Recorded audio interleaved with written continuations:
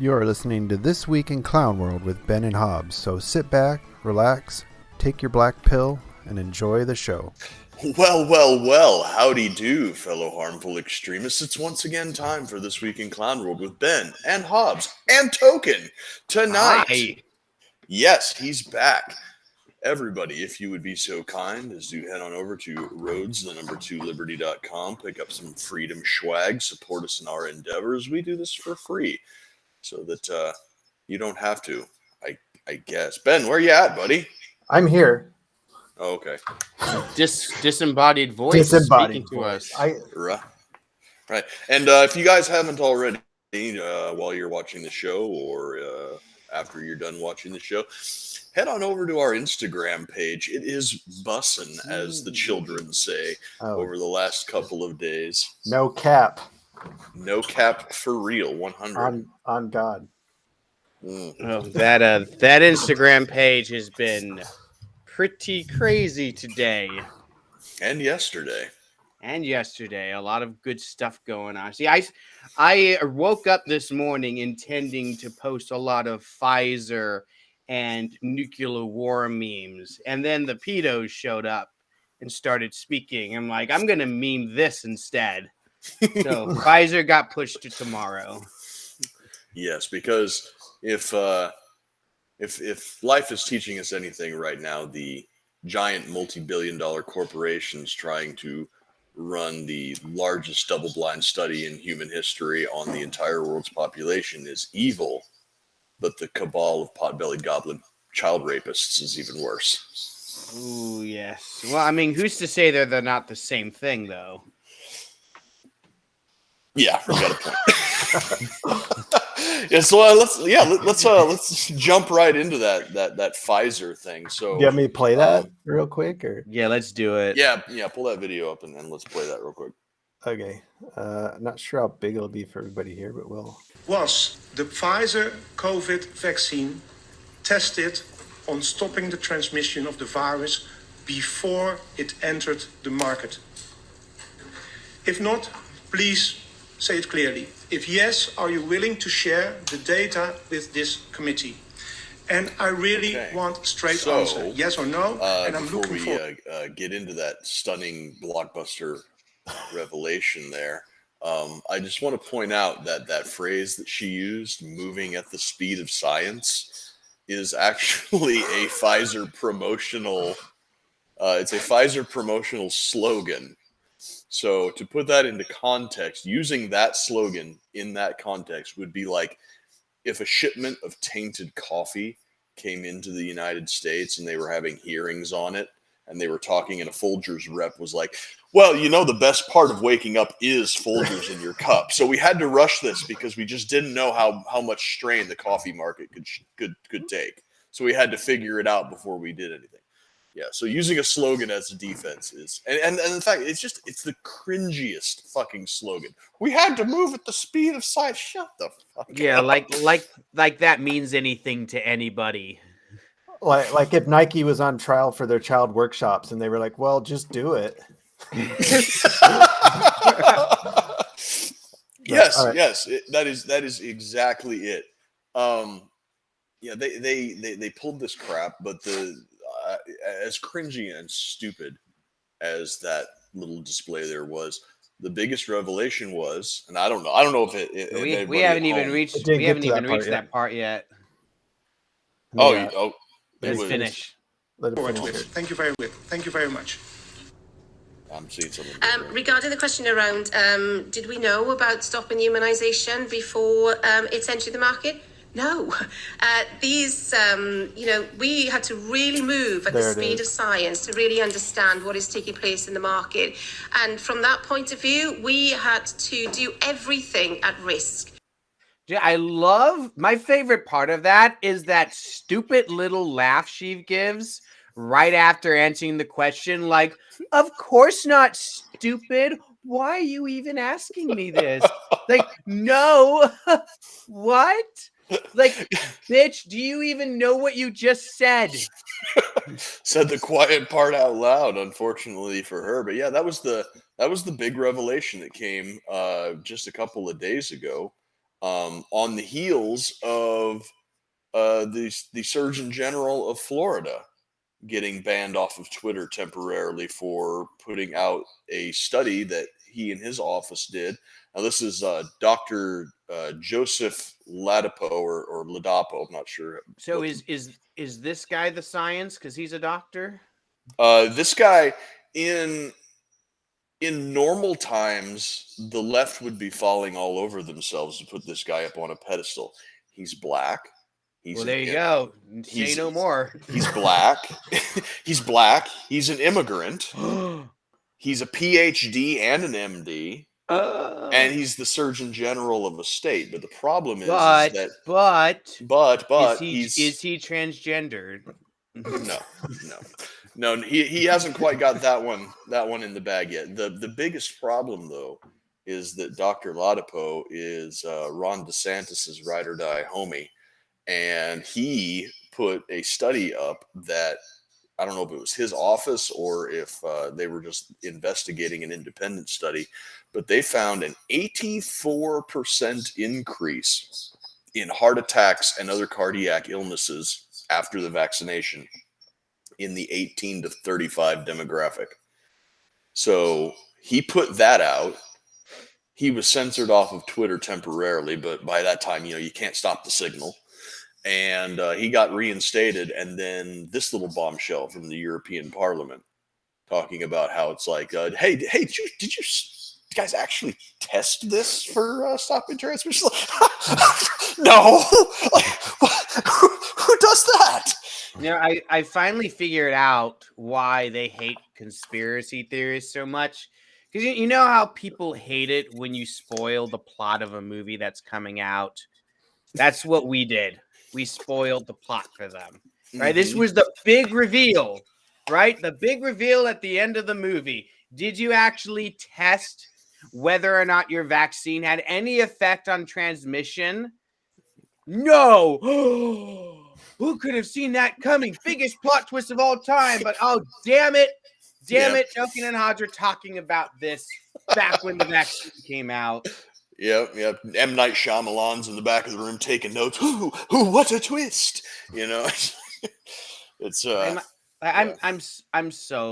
was so mad when I heard this video because she just says it, right? It didn't have to be pried out of her, right? It wasn't like a long interrogation. The dude just asked, right? And you know when you watch these sorts of things in Congress, no one gives a straight answer to any questions at all, right? They all give these bullshit corporate answers that don't say anything, don't mean anything, and everyone just kind of nods, okay, yeah. But this lady, she just goes up in front of this, what is it, an EU board, and the dude just asks her, hey, did you do any testing? She's like, well, no, we didn't do any testing on transmission. So what that means, like Pfizer didn't do any testing, none. So all these people, Dr. Fauci, Joe Biden, all the fucking people in the mainstream media, right? Your friends, your relatives, the people on the internet who were calling you grandma killers, all these people who were telling you that you needed to take the vaccine to save grandma, what were they basing that off of? What science were they following? Remember, follow the science. Well, what science? What science were you following? I want to know. That would be economic science. It is a science. That'd be making that billions. That's the science that they were basing it off of, and I'm convinced that they were sure that they would never get called on it.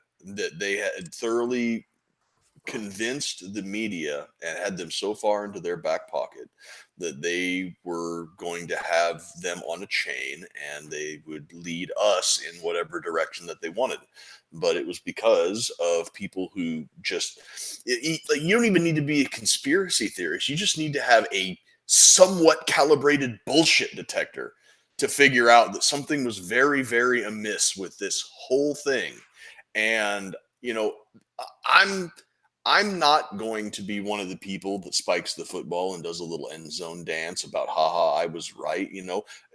Under normal circumstances, if this was just like, oh yeah, we injected you guys with a bunch of sugar water, it was a placebo. Sorry, we fucked up. Here's the billions of dollars back to the government to disperse in like a tax refund or something. Under normal circumstances like that, I would have enough schadenfreude to last me for a lifetime.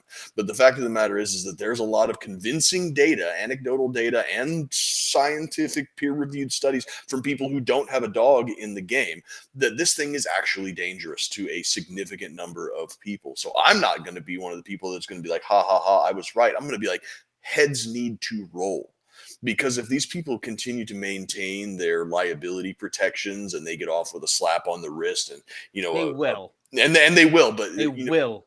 But the thing is that it's just like Kennedy said back in the 60s, that those who make peaceful revolution impossible will make violent revolution inevitable, and those who make it so that the people's thirst for justice, like real substantial justice, is not significantly satisfied, you will see protests, you will see riots, you will see violence, you will see assassination attempts over this. Mark my words, if justice is not meted out. Good. Yeah, good. This, how Democrats keep calling Trump denying losing the election the big lie, right? You know that line they call it the big lie. Oh, Trump claims that he didn't really lose the election. That's the big lie. Motherfucker. That's not a big lie. This is the big lie. For an entire year and a half, we were fed the story that you had to take the vaccine in order to save grandma's life. That if you didn't take this vaccine, you were a plague rat. That you couldn't be allowed into polite society. You couldn't go to a restaurant. You couldn't go to a theater. You couldn't go to a sporting event. You couldn't fucking work.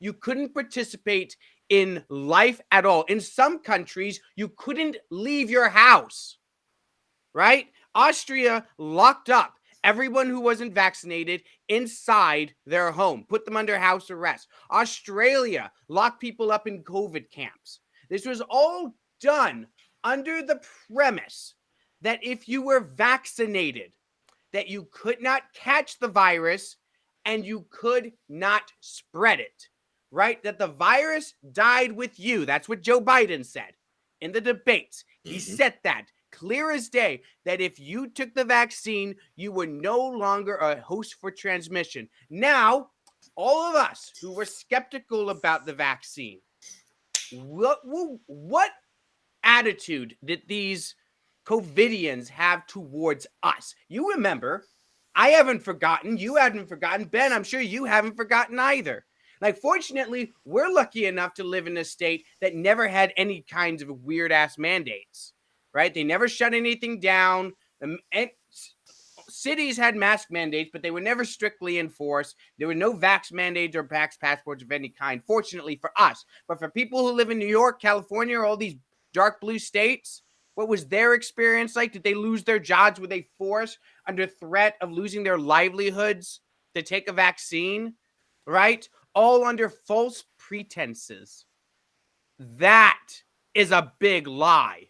That is the biggest lie. You know what? The icing on the cake here is that fucking PolitiFact had the audacity to fact check this claim. You want to know what they said about this? Here's PolitiFact. Yeah. Before you read this, everybody, please keep in mind, you just watched the video with your own eyes. You heard it with your own ears. Lay it on right. us. So this is what PolitiFact has to say about the claim that Pfizer admits to never testing this. All right. Pfizer did not claim a clinical trial for its COVID-19 vaccine was testing whether the vaccine prevented transmission of the coronavirus to other people. The aim of the drug trial was to study whether the vaccine was safe and it prevented disease of SARS-CoV-2 too. Okay, so what you're telling me is that all these government officials and media types, they were the ones lying. That the big lie wasn't Pfizer. They were just sitting by silently, allowing governments and media across the world to tell the lie for them without correcting these people. So that's what you're saying. That's your argument. You're fact checking this false, and it's all the way false. It's one level below pants on fire false. You're rating this false because instead of telling the world that it stopped transmission, they allowed governments and media across the world to tell that lie for them and said nothing to correct it. Right. That's your defense. Yeah, let me scroll up here and see like that very last part about the aim of the drug trial was to test whether the vaccine was safe and if it prevented disease from SARS-CoV-2. Would you not? Okay. They didn't even do that. Prevented disease from SARS-CoV-2. Oh, they didn't. They didn't test for transmission. They tested for preventing the disease. That's what transmission is. And the member of the European Parliament, he didn't stipulate whether it was from I'm positive, does the vaccine prevent transmission to you, or if you're positive, does the vaccine prevent transmission to me? He just said transmission in general. So whether or not it's from a positive to a negative or the other way around, or somebody who's negative and vaxxed cannot receive it, that's still transmission.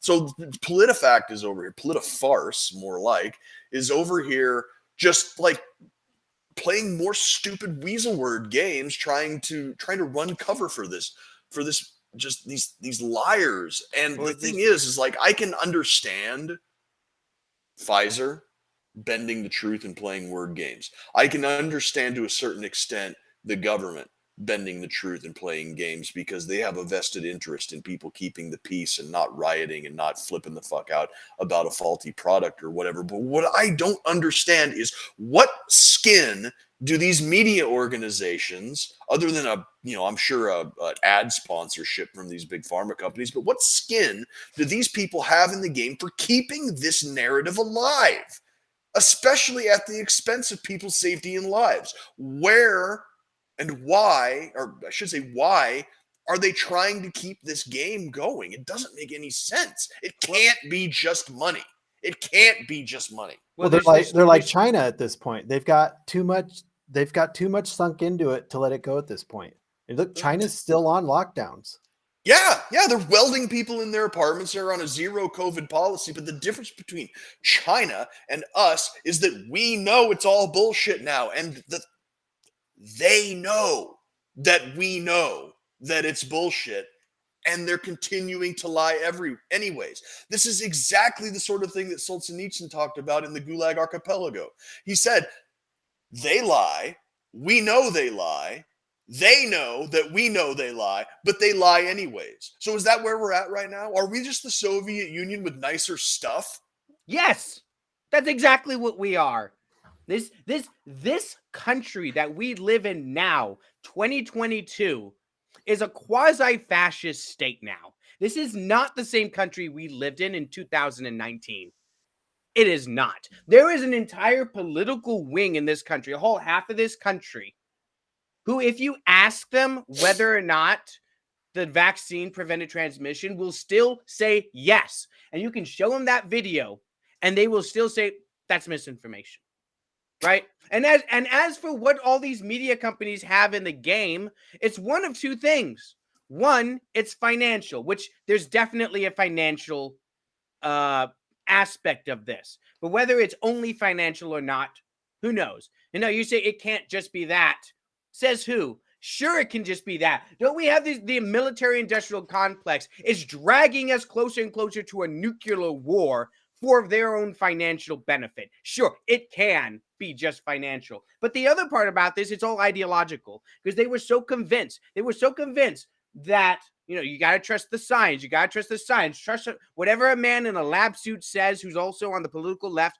That has to be the truth, right? They don't believe in objective truth. They don't believe that there is something that's true and something that is untrue. What they believe in is credentials versus not credentials. right? If you have a suit, you work for the government, and you're a leftist, that's a person you believe. If you're not if you're not all three of those things, you have an opinion that needs to be discarded. And by this point, remember, they've been keeping this lie up for 3 years now, right? They've sunk so much cost into this thing, they can't just back out now. Right? And even though it would be smart for them to do so, pretend like you're shocked by this news. I know you're not. Act like it. Be like, oh my God, Pfizer lied to us. I didn't see that coming.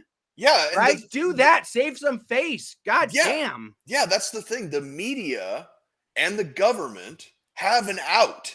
This video is they're just throws the door open and be like, you can leave and nothing bad will happen. It's exactly like you said. All they had to do is be like, hey, we gave out a lot of bad information over the last couple of years, and we are sorry, but Pfizer our frame of reference is we trusted the experts.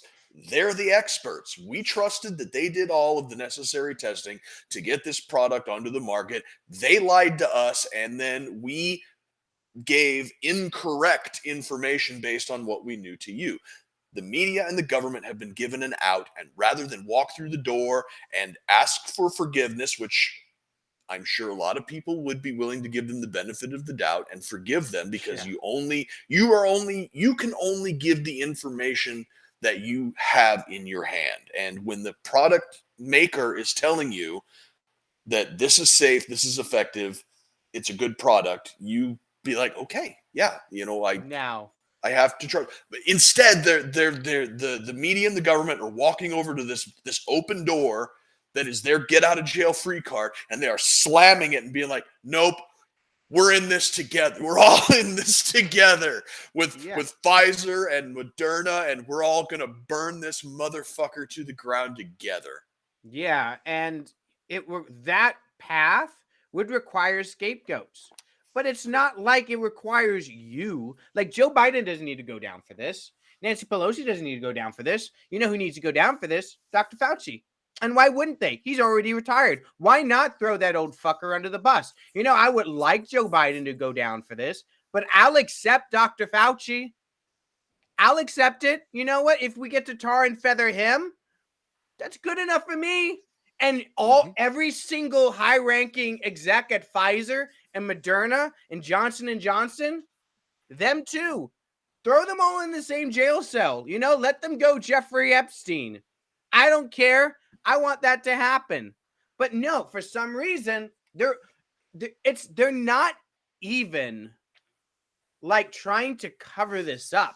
They're just lying to you and saying that it's not true. Like, you listen to the video, you hear the woman give an answer. No, we did not test the vaccine's effectiveness against transmission. She says it plain as day, right? Mm-hmm. And they just say, no, that's not true. That didn't happen. You didn't hear what you think you just heard. It's like, who are you gonna believe? Your lying eyes and ears, or the science, the expert? PolitiFact. Yeah, right. PolitiFact. Some 20-year-old intern sitting in his computer being like, hey, this video is going around.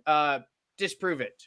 Yes, boss. Well, that video looks pretty concrete. It has to be false, though. All right, boss. Right. It doesn't say what it says. It says it's a different thing. You all are hearing something completely wrong. You all are stupid. Facebook, please ban these people. Right. Yeah. It's nuts. It's gaslighting. This is like gaslighting gets thrown around a lot lately because it's happening a lot lately. But this is exactly gaslighting. Like, you did not hear what you thought you heard. You're crazy. You're a crazy conspiracy theorist if you think that a woman saying, no, we did not test on the efficacy of transmission is a woman saying we did not test on the efficacy of transmission. And I think that a lot of the people that are like this PolitiFact person who obviously wrote this little blurb up, I think that more so than anything, not trying to save face, not trying to keep the narrative going or anything, I think that they are legitimately embarrassed that they were bamboozled. So I don't think they're embarrassed. These Well, people yeah. don't. They don't. They would have to have a shred of dignity to be embarrassed. maybe not. Maybe embarrassed isn't the correct word. I'll probably They're think of covering their tracks. Not They're even trying cover- to cover. not even covering their tracks. I think that these low level operatives, like you said, the 20-year-old intern who wrote this up, he's sitting there with the bandage on his arm from his Fauci ouchie or whatever. He's fully invested. He got it. And in his mind, he's like, no, it can't be true. Yeah, I cannot have had the wool pulled over my eyes to this extent. It must be false. I have to put it out there that this is false because I have not only been fooled, I have tied my entire person to this identity. I have Your built my virtuehood. identity.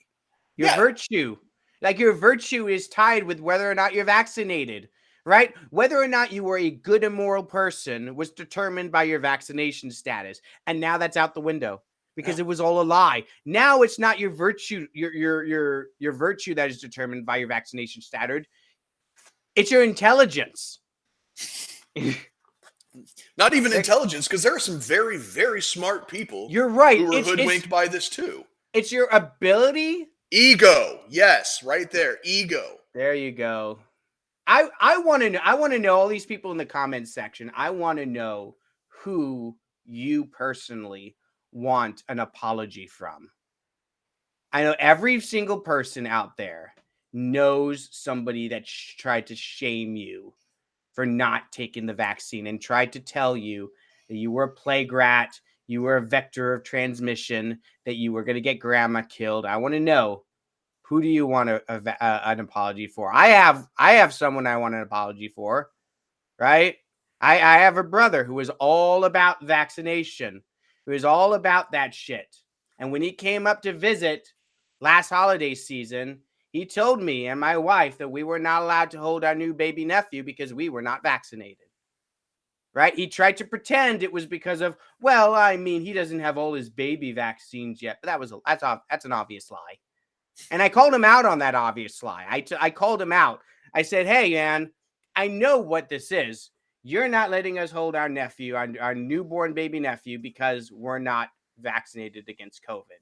And he tried to hem and haw and tell me that that's not the reason, but I know that is the reason. 100%. There's no doubt in my mind whatsoever that that was the reason. Right? He tried to make us feel like we were bad people, like we didn't love our new baby nephew because we were unvaxxed. He told my parents, right? He told my parents who were unvaccinated, like, hey, my other our baby's other grandparents, they got vaccinated because they love him.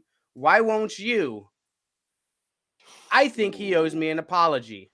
I think he owes me an apology, my wife an apology. He owes my parents an apology. That's who I want an apology from. Yeah. So over here we got one that says apology from Trump and everyone else involves head. Yeah, that's another thing. Fucking Donald Trump pushing this vaccine. Fucking Donald Trump telling everybody how great and awesome it is because he gets to take credit for it because warp speed was his idea.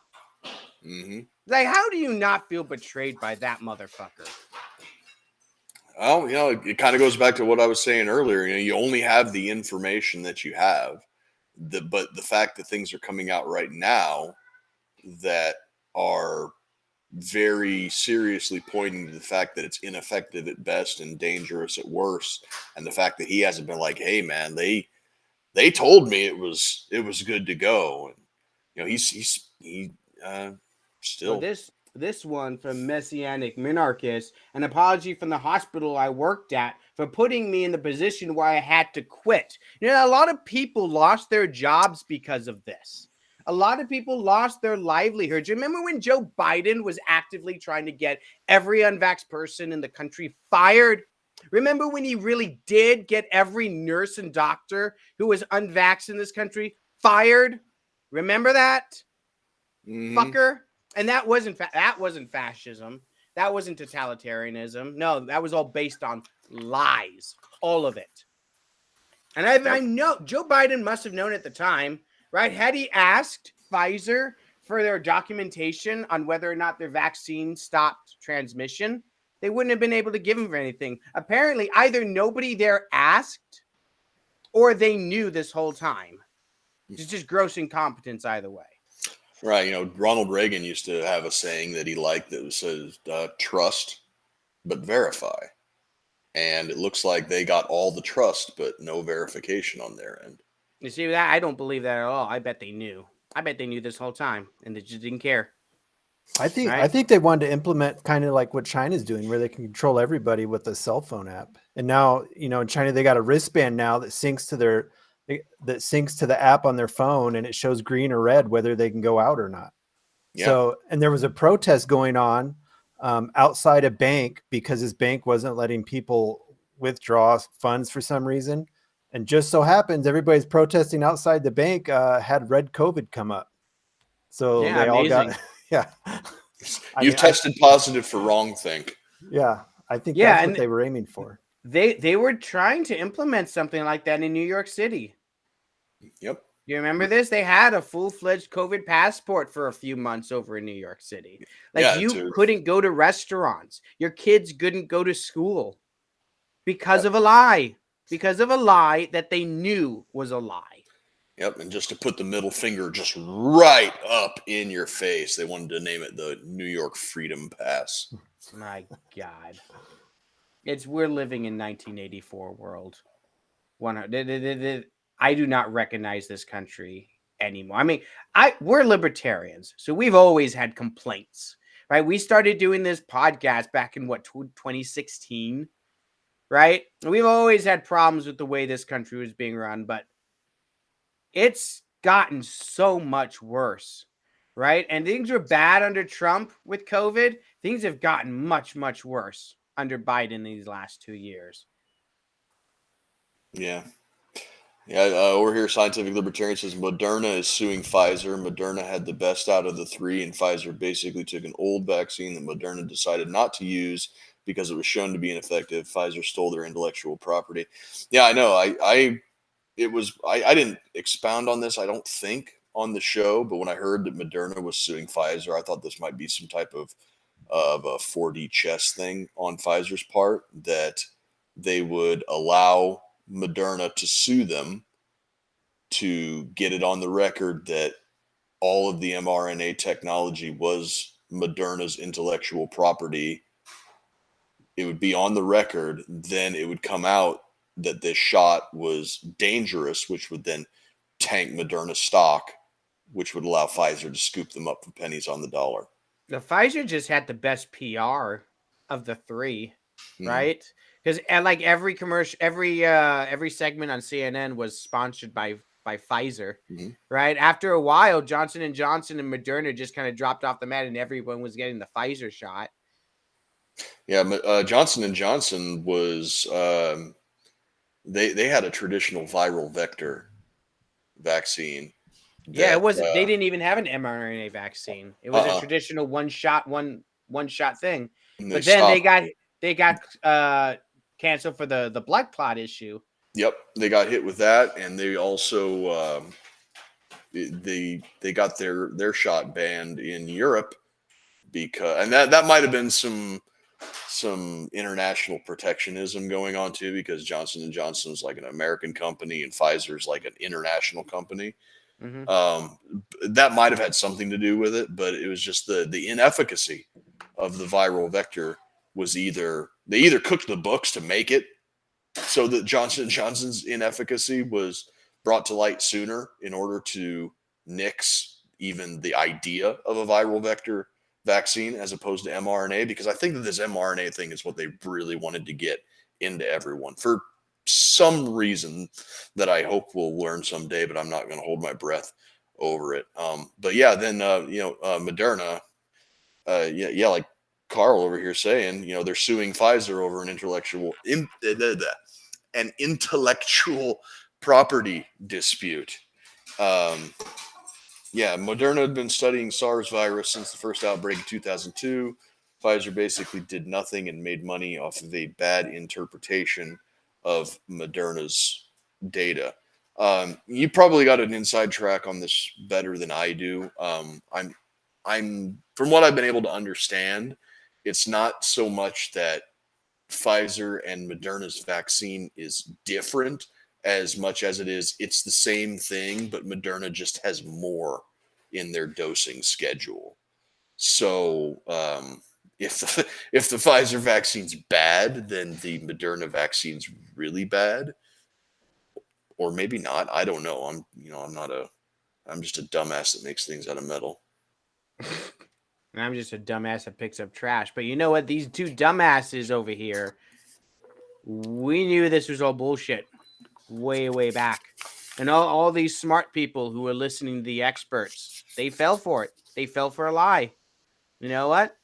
Maybe you're not as smart as you thought we were. And maybe we're not as dumb as we say we are. Right? I'm not saying that we're someone that you should, oh, yeah, Token and Hobbes said a thing. We should definitely believe that thing 100%. Like, no, but I mean, come on. A lot of the theories about these vaccines that were, theorized about way back in the day turned out to be true, or at least turned out to be so plausible as they're just as plausible as the official story, if not more so. I mean, you remember the lab leak theory, how saying that this came from a Chinese lab back in the day would get you banned off of social media. It was racist. It was racist to say that this came from a Chinese lab. You're not just wrong. You're a bad person. Right. Like for having a plausible theory about the origin of COVID-19. Like, oh, you don't think this came naturally from a bat? Racist. Obviously, you hate Chinese people. Like, no. I hate the Chinese government, but I hate the U.S. government too. I hate every government shit, right? Except maybe Switzerland. I don't know. Yeah. Speaking of the wild bat theory, there was another $600,000 grant issued out by the NIH to Peter Daszak and I saw this EcoHealth Alliance, which were the shifty motherfuckers that are probably responsible for all of this nonsense in the first place.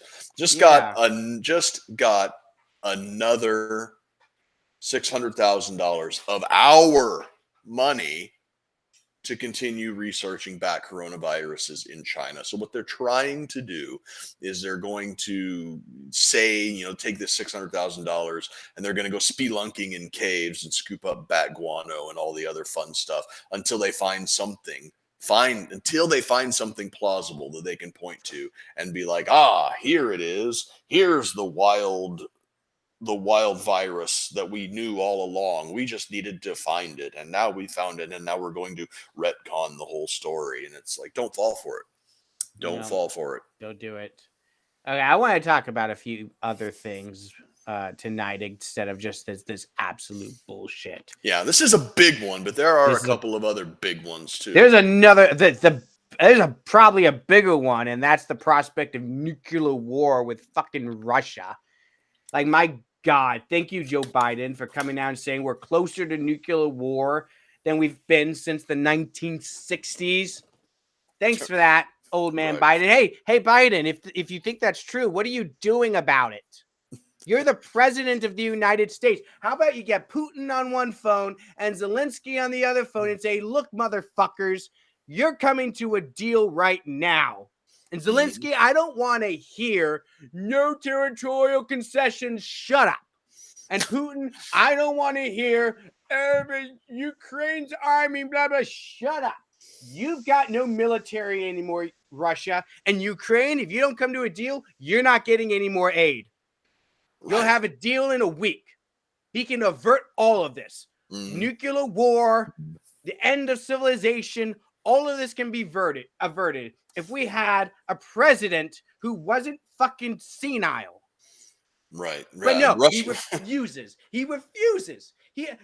Has he tried to broker a peace of any kind during this war? His idea of peace is a complete Russian withdrawal from all areas back to the pre-invasion borderline and a demilitarization. And I flat out, I'm going to say his idea of peace is regime change in Russia.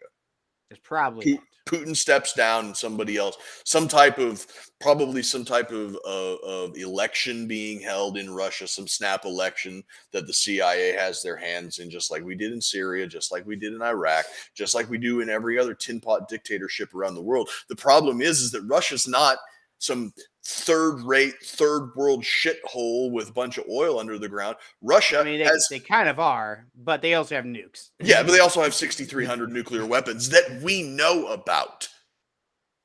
So they're not so easy to push around as all of the other shitty little countries out there. And yeah, you're right. You know, the Russian military is absolutely hammered right now. Ukraine doesn't have a military that we didn't fucking give them. We've given them more in foreign aid than Russia spends on their entire military budget in a year. And even if the numbers are correct and only a third of that is making its way to where it's going, that's still half of Russia's entire yearly military budget that we're just giving them gratis. Like, hey, you know, have fun playing fucking whack-a-mole with the nuclear power on your border. Hope it turns out okay for you. Some of you may die, but that's a sacrifice that I'm willing to make. It's not just some of them may die. I mean, they're seriously flirting with the possibility of a nuclear war. I mean, this isn't the Cold War days anymore. We're not facing the evil empire of the Soviet Union. This is Russia. Like 3 years ago when Trump was president, this would have been unheard of. Mm-hmm. Right? Donald Trump, for all his faults, and he had many, was trying to make a strategic move on the international stage that would have been phenomenal, and that was being friends with Russia. A United States, a U.S.-friendly Russia would have been fantastic. And all it would have taken was a firm promise, possibly even a treaty, saying that NATO will not expand anymore. Not one iota, not one more country would be allowed into NATO. That's probably all it would have taken. Mm-hmm.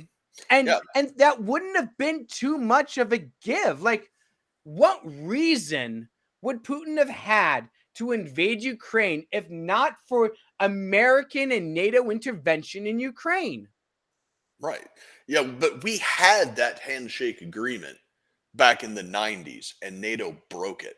Yeah. So Russia has no reason to believe or trust the powers that be at the North Atlantic Treaty Organization will live up to any end of the bargain. And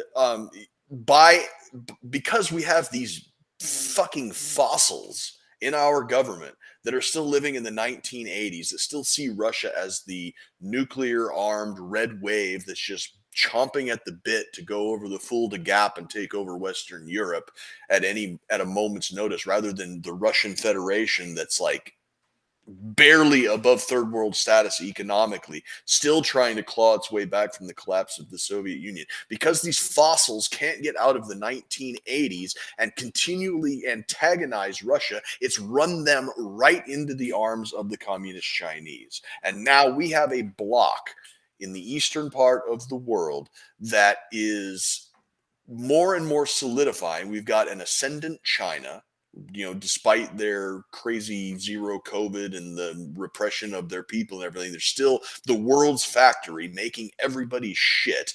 You have the largest country by land mass in the world, and honestly, the second largest country by land mass in the world.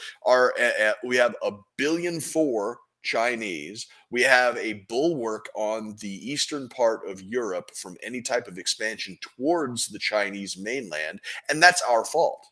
They're buddies now. It's our government, well, not our fault. It's our government's fault for doing what they do. Our government, and NATO broadly is the reason that the Sino-Russian alliance is solidifying again. And you know that Japan is crapping their pants. The unstable lunatics in North Korea are seeing this as they're launching missiles. They're launching missiles over Japan. For Christ's sake, they're launching nuclear-capable missiles over Japan. And all it takes is some old Soviet stock to suddenly get into the hands of the crazy people in North Korea to actually put a nuclear weapon onto one of these rockets that's flying over Japan. And then it's just an oopsie, and the sun comes to Japan one more time, as if they hadn't had enough disasters with nuclear things with Fukushima, Hiroshima, and Nagasaki. What's one more? What's one more for a tiny little island nation? Right? I am so sick of the military industrial complex dragging us to the brink of war for their own goddamn profits. Because that's what all this is about, right? Why does NATO need to expand east? Right? Is there any logical reason for that? No. But you know what happens every time a new country enters NATO? That country has to retool their entire military, right? They have to bring it into compliance with NATO standards. Especially if they're a former Soviet republic and they've got a bunch of like AKs and old Soviet weaponry. Like Ukraine, right? A big country with a big neighbor, right? What happens when these countries enter NATO? Well, they need to throw away all that old Russian leftover military equipment they had and buy brand new equipment from American weapons manufacturers. Mm-hmm. That is what's happening here. That is why NATO keeps expanding east towards the Russian border. That's why NATO is expanding to Sweden. That's why NATO is expanding to Finland. That's why NATO wanted Ukraine. Because all of these new countries that enter NATO had to retool their militaries and buy brand new equipment from American arms manufacturers. This is all about money. This is all about Boeing and Lockheed Martin and Raytheon and all these people in the United States, right? All these companies who our congressmen have stock in. It's just legal for them to do that. They all have stock in these weapons manufacturers. This is all about bringing more profits to them. And because of that, we stand on the brink of war with the Russian Federation, something I never thought we would see, something that would have been unheard of 2 years ago, right? And there's no reason for it. It could all be ended like that. All that would be required is for us to realize we have no reason for this. We have no stake in Ukraine. Fuck Ukraine. You know what? I want Ukraine to lose. The more Ukraine wins, the more Russia's asshole gets puckered, and the more they start thinking about using a nuke to turn the tide of war. If Russia's winning, there is no threat of a nuclear war, because the United States is not going to nuke Russia because Russian tanks roll into Kiev, right? That's not going to happen. But if American tanks driven by Ukrainian drivers start driving into Crimea, does Putin start thinking about pressing that button? I don't know. But do you want to risk it? Do you want to risk New York and Los Angeles? Okay, maybe I do. But do I want to risk Omaha? No. Is the continued independence of Ukraine more important to me than a single American family's life? Fucking no. And that's my priorities. Because I'm a fucking American. Biden is the president of the United States. He represents Americans, not Ukrainians. It's his job to put our interests first. Right. Is he? No. He is putting the financial interests of American arms manufacturers and the congressmen who serve under him.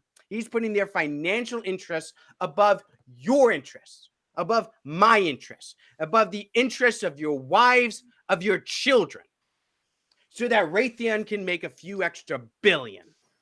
That's what he's doing. So for that reason, I want Ukraine to lose this war. I want all the gains they've made these last couple of months to be reversed and Russia to win outright. Fuck Ukraine. It's not even the independence of Ukraine that's even at stake. It's the power. It's the power of people like Zelensky and the Machiavellian interests that maneuvered him into power, because he's not a bright person. He's not a particularly charismatic person either. He did not ascend to that presidency on his own merit. He was placed there because he was easy to control. And if he and his side loses this war, it's Dunsky for him.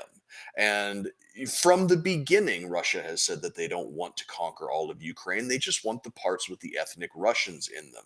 And to be fair, that does sound a little bit weird, but on the flip side of it, why would he want anything more than that? Why would he want a hostile territory that he would have to do anti-insurgency measures in for the foreseeable future, when he could just have the tiny little slivers on the eastern part of Ukraine with sympathetic ethnic Russians? It's not like Russia needs the land. There's no natural resources under that land that Russia probably doesn't have 100 times more of in territory that they already control. So when Putin says, I only want to protect the ethnic Russians in this part of the country, I'd say we should believe him, because the alternative is a nuclear exchange that hasn't been this close since the Cuban Missile Crisis in the 1960s. And frankly, that is fucking terrifying. And it should be terrifying to everybody. But no, instead what they want to do is, for as intelligent and Machiavellian as the arms manufacturers in our military industrial complex are, with this complex maneuvering that they've done, like you said, gobbling up former Eastern Bloc nations over the past 30 years, slowly creeping towards that Russian border in order to re-equip and rearm entire militaries and literally mint money for themselves. As intelligent as it takes for them to do all of that, they're incredibly short-sighted, because if it comes to a nuclear blow, you could have all of the money in the world. If you're dead, or the world is irradiated and you're living in like a fallout bunker somewhere, you're not going to have anything anymore. Your paper money or your ones and zeros in your bank account is worthless. It's going to come down to who has potable water and food. And these people, they're trying to rule the world, but they seem content to perhaps rule over a world of ashes. Well, I think Biden's handlers and his generals are looking at the numbers on the nukes. I mean, the United States has been spending like almost $100 billion a year just maintaining their arsenal for the last several decades. And they recently did a study on our nuclear triad, and the land-based nukes were in such poor condition, they're going to be spending over $1 trillion just to modernize them and make sure they're all functioning properly. Russia doesn't have that sort of money to pour into. I think they're gambling that Russia's nukes are in such shitty condition that, yeah, they could probably get a couple over into the Ukraine and Europe, and they might have a sub or two that might pop up over the coast, but they don't. Yeah, but they don't. They're saying, well, they don't have enough to wipe us out. We'll be able to wipe Russia off the map, and they're just gambling that Russia won't take that chance. No, sure, we'll lose like New York, LA, and Washington D.C., but we'll win a war with Russia that was pointless. Crunching numbers to come to that type of a conclusion, saying that maintenance of a nuclear arsenal is so expensive and Russia is so destitute right now that we are willing a nuclear bomb to go off in Kiev and a few Western European and maybe a couple of coastal United States cities if it allows us to get away with completely obliterating the Russian Federation. The calculus that it takes to come to that conclusion is so evil. It seems like that neocon warhawk think, though. It's not even a good calculation, though, because that's all Russia has is their nuclear arsenal. If I was to spend money on one thing, it would be that. If it's that expensive and that they weren't spending on tank maintenance, that's for sure. Yeah, no shit. I was going to say if it's that expensive, and that maintenance intensive to keep a nuclear arsenal working at the levels that it needs to work at. Maybe that's why Russia's in such shitty shape. They're spending all of their money to keep their nuclear arsenal in tip-top shape. Hey, dude. Okay, you guys want to talk about PayPal or Alex Jones as our last topic? Because I know the least about Alex Jones, but I know you're probably chomping at the bit to talk about him. Well, we don't have a whole lot of time left to talk, and it is a very big subject. But this is a devastating blow for the First Amendment and anybody who treasures the First Amendment. Alex Jones was sued for defamation in a Texas court a few months ago. All kinds of shenanigans with that one. Yeah, all kinds of legal shenanigans with that one. Basically, they tied both hands behind his back, told him he's not allowed to defend himself, and they came to a $50 million settlement, or whatever the damages were, totaled to like $45 or $50 million.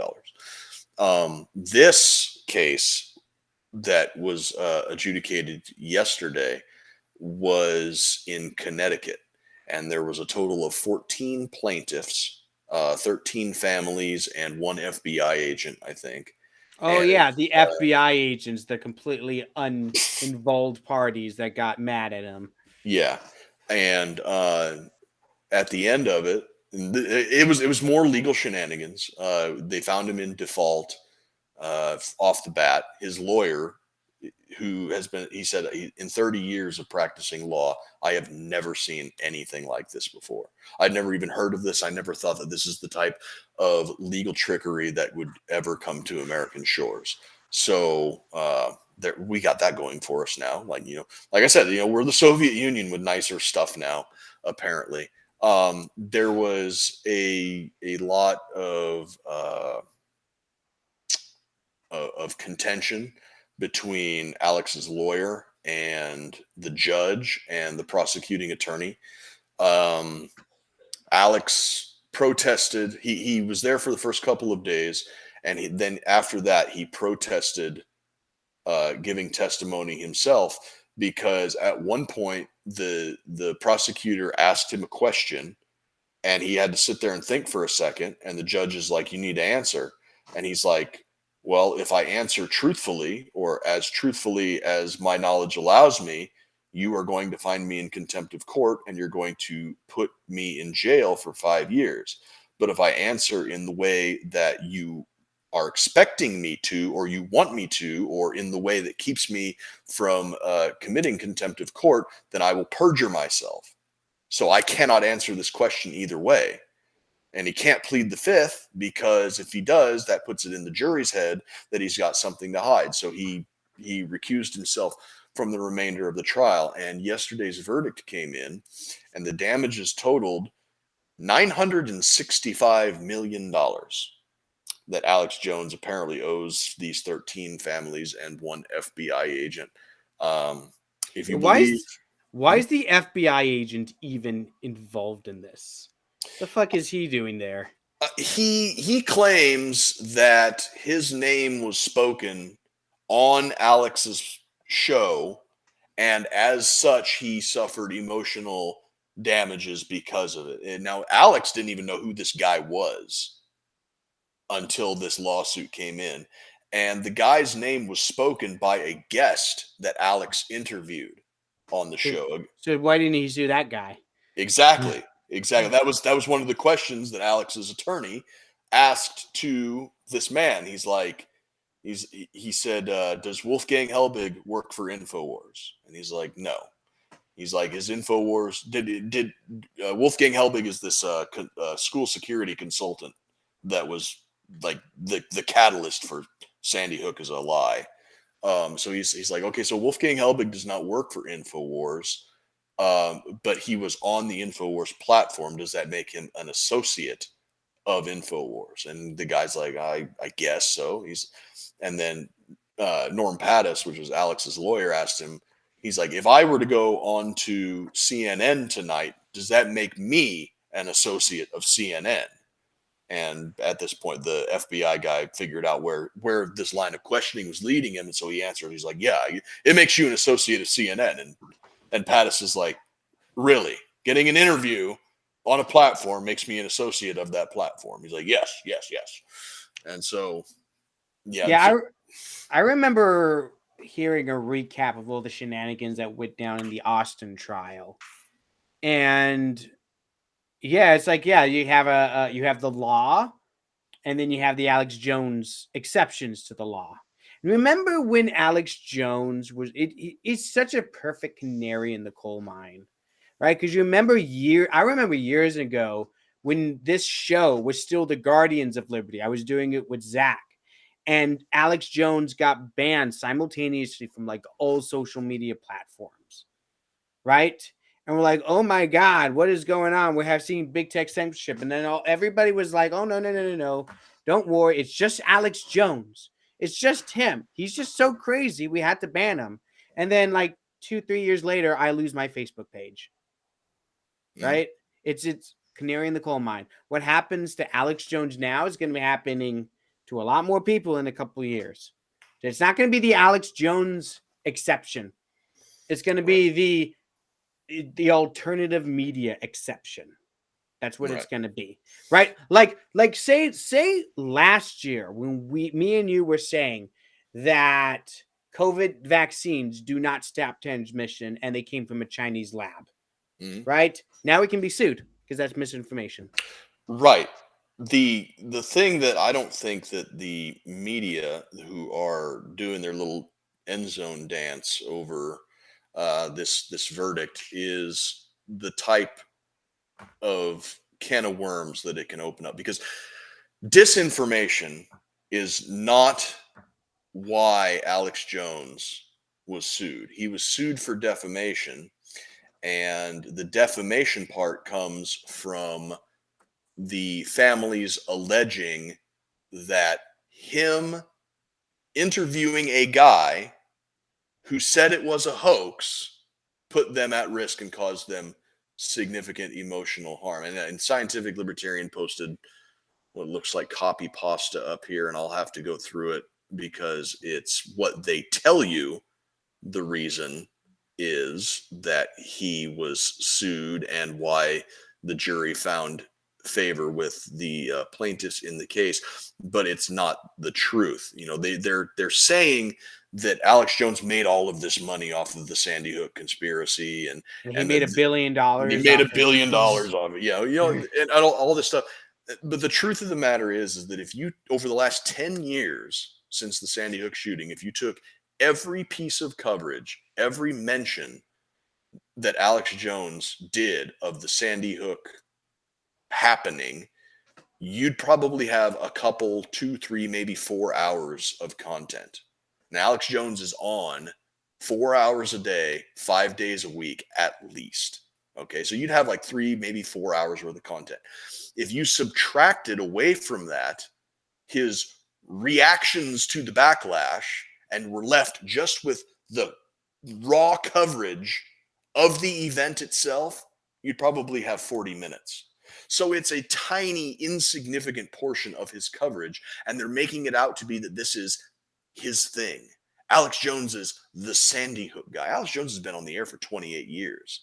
Alex Jones was talking shit about Waco. That's how long Alex Jones has been on. Alex Jones has been on an anti-government screed since the Iraq invasion. He's talked shit about Waco. He's talked shit about Ruby Ridge. It'd be more accurate to call him the Jeffrey Epstein is a pedophile guy. He's done talking about that. On that. He's been talking about that for way longer than anybody else was. And if his lawyer didn't release the text messages and emails showing he knew that the kids were killed, then he would have probably not gotten sued as badly. That's not what was in the text messages, though, Carl. That's what the media will tell you was in the text messages. They'll tell you that he was, behind the scenes going like, I know it's bullshit, but I'm going to keep saying it anyways, and that's not true. But what is even more egregious about this entire situation is the fact that him saying it was a hoax didn't last that long. And I was listening to him back then, and I thought it was a little bit in poor taste, but the man is still entitled to his opinion. And an opinion and an observation, no matter how distasteful it may be, is still protected speech. And that's the problem with this entire thing, is that now that we have this Alex Jones precedent for defamation or emotional damages caused by incorrect suppositions by a news media man, I've got 22 years of global war on terror veterans who might want to word with CNN and the New York Times, MSNBC, and all of the other media institutions that knowingly lied us into a war in Iraq. I have several people, tens and hundreds of thousands of people, according to the VAERS website, which is probably a fraction of the people affected, who might want a word with our news media for lying us into and coercing us into a vaccine, which has harmed them. If this is the standard now, newsman says something that is incorrect, sue for emotional damages. If this is our standard that we are going to go by now, there is going to be no more media in this country, because they will have no more First Amendment protections, because they will be sued into oblivion for literally everything. That is the can of worms that they've opened up with this Alex Jones trial.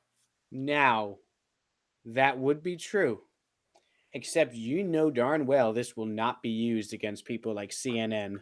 This will not be used against people like the New York Times or the Washington Post or the LA Times. They don't have to worry about this, because they are establishment media. They are corporate media. Right. The people who have to worry about this are, probably not people like us, because we're small fry. Mm-hmm. Right? But say the Daily Wire, say Joe Rogan. Mm-hmm. People like that, people who are not establishment media types, people who run podcasts, right? People who make low budget documentaries, stuff like that. Anybody that goes against the official story of anything that comes up in the future and gets a large enough following that they become famous, right? Think 9/11 truthers back in the day. Think JFK truthers back in the day, right? Whatever that is going to be 10 years from now. Right? Because a couple years ago, it was lab leak theorists, right? Yep. Except that proved to be not just plausible, but likely. And I would say true, 100% true, right? But it's anybody that is not establishment media that goes against the grain, and probably even establishment media that just goes against the official narrative, right? Think Tucker on Fox News, right? Mm-hmm. He's not safe. People on CNN, they're safe. Yeah. But if you're not a leftist and you're not pushing the official government story, you're not safe. Right. And the defense that they'll use for the old establishment media is that Alex Jones isn't a legitimate newsman. The CNN is a legitimate news organization. New York Times is a legitimate news organization, but the legitimacy that you ascribe to those platforms and the lack of legitimacy that you ascribe to a place like Alex Jones or the Daily Wire or whatever are colored by the opinions of the news sources that you do like, which are their direct competitors, which means that your opinions of people like Alex Jones and Daily Wire and their legitimacy thereof are colored by a clear conflict of interest. So rather than just saying that Alex Jones was wrong about this one thing, and he was wrong in a big way, and he owes these people $1 billion that he doesn't fucking have, by the way, and we're going to do a little end zone dance while we burn the Constitution. How about you just have a little bit of objective reality? Yeah, you can not like Alex Jones. I like Alex Jones. I think he's very entertaining and he's very informative. Alex Jones is never wrong. He's got one of the best radio voices. I will give him that. I love his voice.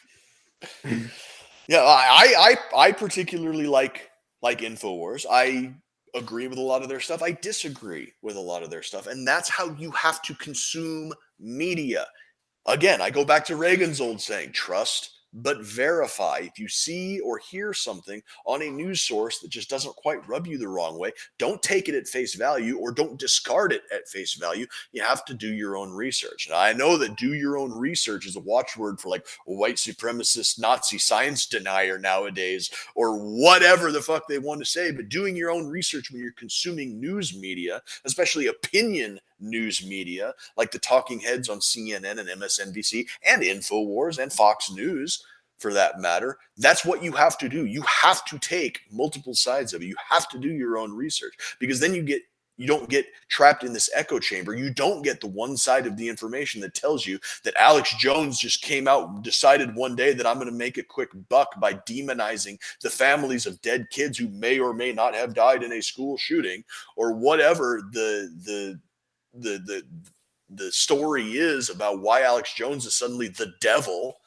You know, these people are taking the sides of these multi-billion-dollar media organizations and the United States government over an independent guy in a studio in Austin, Texas. And quite frankly, when I see these comedians and these news people and these government officials, you have government officials spiking the football over the fact that Alex Jones might have to go bankrupt and go out of business and fire all of his employees and just kind of disappear off into the sunset. And that, to me, is almost as disgusting as the shredding of the First Amendment and all of the other amendments that it guarantees our rights to.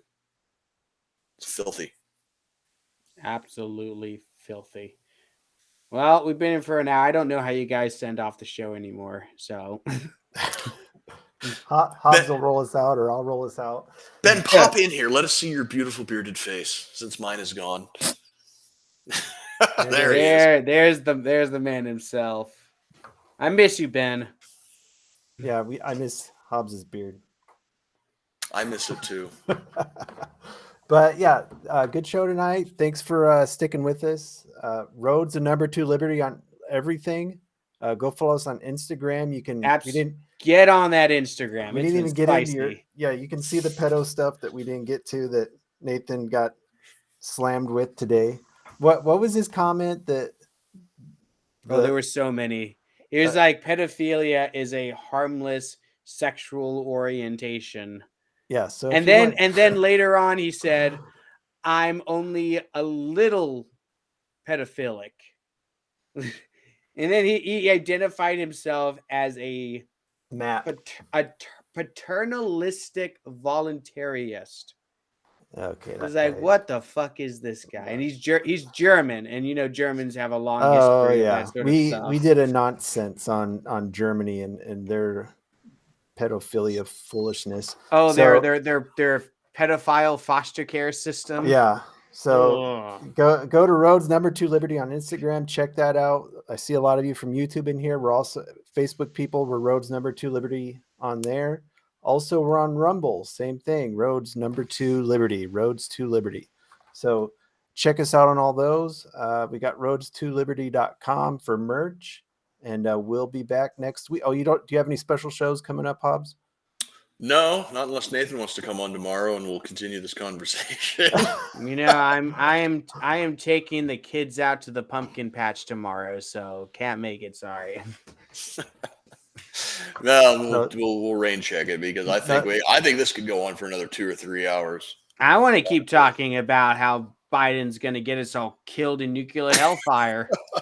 Well, and how he needs to learn how to suck Saudi Arabian dick too. So right, you get down on your knees, Biden. You've been in government for 60 years. I'm sure you know how to do it. So maybe we'll hit on that next week. Same time, same day next week. We'll be here. Stay honky.